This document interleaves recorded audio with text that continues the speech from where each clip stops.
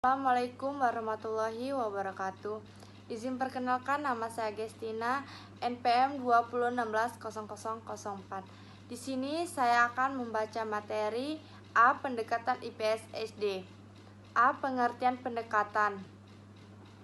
Pendekatan sangat penting bagi guru karena guru dalam mata pelajaran IPS selain berfungsi sebagai manajer kelas dan fasilitator belajar, juga menjadi aktor sosial.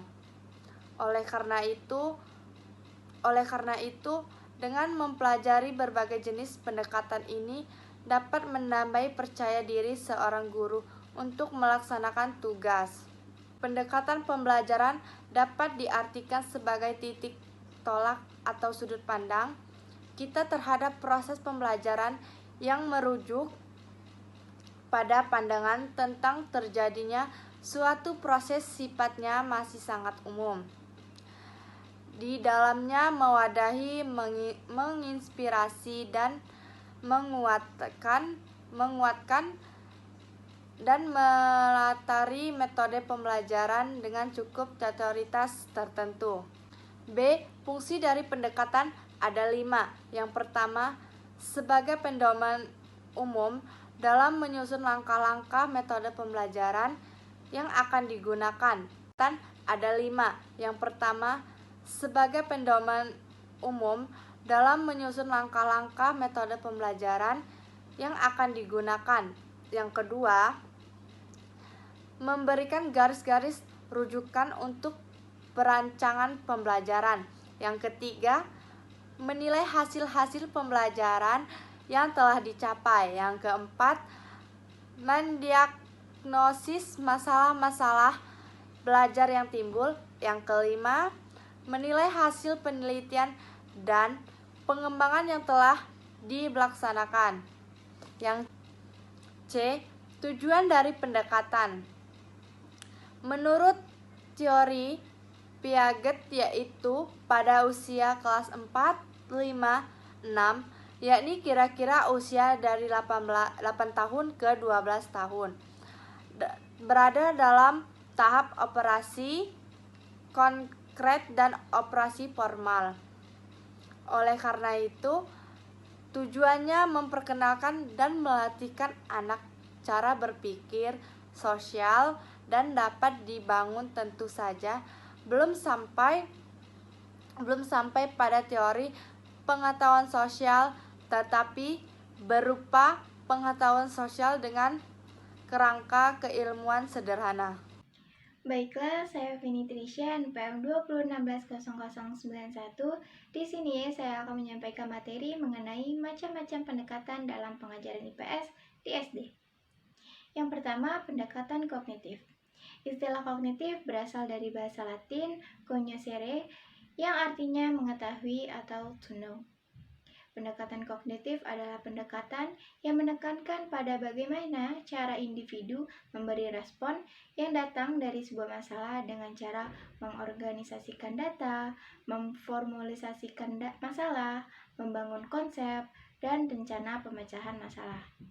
Aspek-aspek yang masuk dalam kognitif adalah pengetahuan, pemahaman, penerapan analisis, sintesis, dan evaluasi.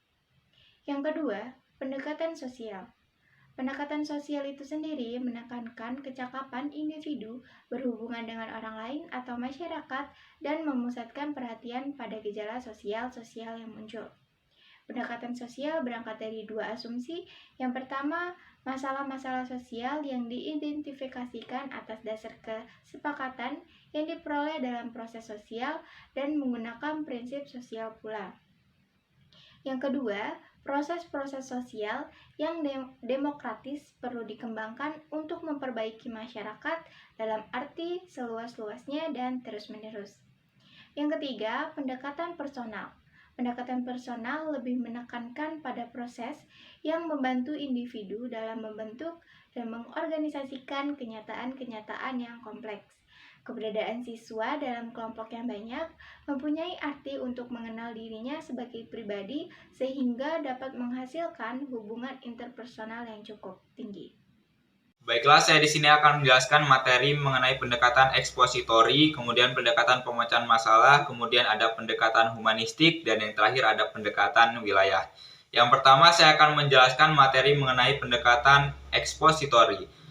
Pembelajaran ekspositori adalah metode pembelajaran yang menekankan kepada proses penyampaian materi secara verbal dari seorang guru kepada sekelompok siswa dengan maksud agar siswa tersebut memperoleh materi secara optimal. Kemudian yang kedua ada pendekatan pemecahan masalah.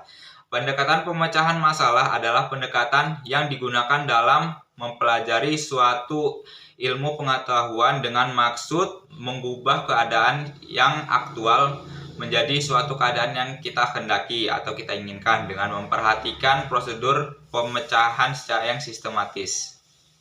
Yang ketiga adalah pendekatan humanistik. Pendekatan humanistik menjelaskan bahwa setiap diri manusia itu adalah unik, memiliki potensi individual dan dorongan internal untuk berkembang dan menentukan perilakunya. Humanistik tertuju pada masalah bagaimana tiap individu dipengaruhi dan dibimbing oleh maksud-maksud pribadi yang mereka hubungkan kepada pengalaman-pengalaman mereka sendiri. Nah, dalam kaitan itu maka setiap diri manusia adalah bebas dan memiliki kecenderungan untuk tumbuh dan berkembang mencapai aktualisasi diri. Dan yang terakhir ada pendekatan wilayah. Pendekatan wilayah adalah perpaduan dari pendekatan keruangan dan ekologis. Dalam pendekatan wilayah, analisis tertuju kepada kajian komprehensif terhadap suatu wilayah yang meliputi aspek fisik dan aspek sosial. Demikian yang dapat saya sampaikan. Saya akhiri, wassalamualaikum warahmatullahi wabarakatuh.